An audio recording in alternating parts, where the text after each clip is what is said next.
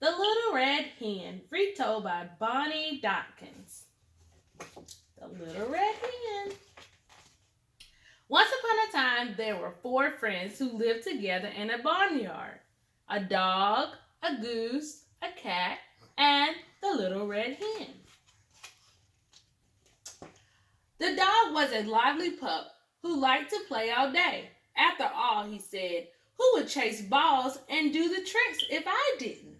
The cat was a handsome animal who liked to groom himself. After all, he said, who would take care of my good looks if I don't? The goose was a talkative bird who liked to gossip. After all, she said, who would share the news of the day if I don't? And the little red hen, she just liked to figure out what needed doing and do it. One day, the four friends decided to move together in a cozy cottage near the river. They were very happy there. The dog played all day in their front yard. The goose waddled to the farmyard each morning and always came back with news and stories to share. The cat washed himself on a sunny windowsill. And the little red hen, she cleaned the house, she worked the garden, she cooked the food, and did whatever else needed doing. One day, the little red hen swept out the shed and found a bag of wheat seed. Excited, she brought the bag back to the cottage. Look what I found, she said. Who will help me plant these seeds so that we will have wheat to bake bread?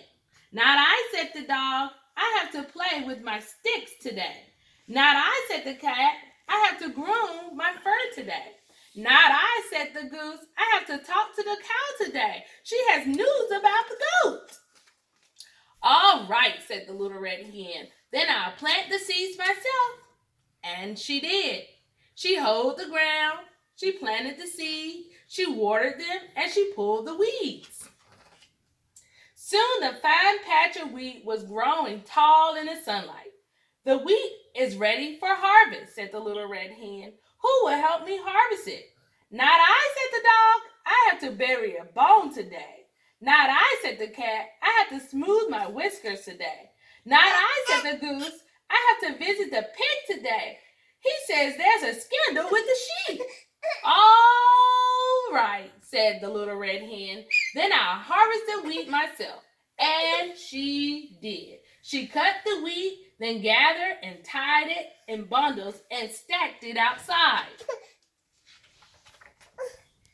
Now the wheat must be grounded into flour, said the little red hen. Who will help me pull the wagon to the miller? Not I, said the dog. Today is the day I chase the rabbits. Not I, said the cat. Today's the day I clean between my toes. Not I, said the goose. Today's the day the goat said he'll tell me the secret about the cow. All right, said the little red hen. Then I'll pull the wagon myself.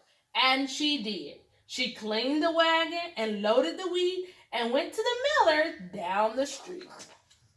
The next morning, the little red hen was ready to bake. Who will help me make the dough, she asked. Not I, said the dog. I'm busy chasing my tail. Not I, said the goose. The dust might make it hard for me to talk.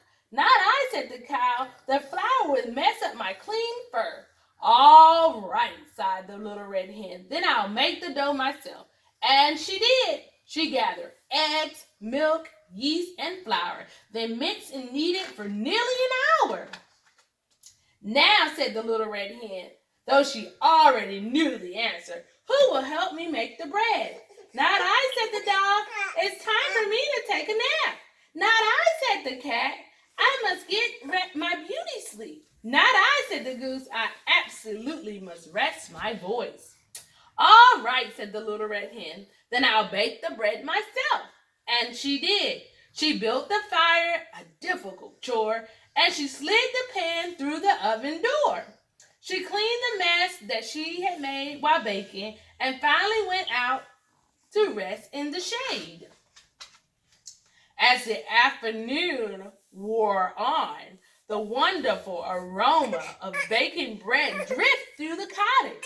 It tickled the nose of the napping dog And the sleeping cat and the resting goose, they sniff. They smile. They open their eyes. What's that heavenly smell? Asked the goose. Why, it's just my fresh baked bread and a little red hen. Who will help me eat it? I will, said the dog. I will, said the cat. I will, said the goose, jumping from the rug, leaping down the windowsill, and forgetting to rest her voice.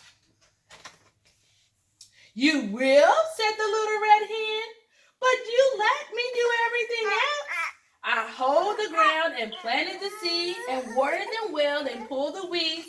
I cut the wheat, then gathered and tied it in bottles and stacked it inside. I cleaned the wagon and loaded the wheat and went to the miller down the street. I gathered up eggs, milk, yeast, and flour, then mixed and kneaded for nearly an hour. I built the fire and lit and slid the pan through the oven door. I cleaned the mess that was a baking so bad, and then and only then did I rest in the shade. So you know what? I think I'm going to eat the bread myself. And she did. But the next time the little red hen needed help around the house, nobody said, not I. The end. That's the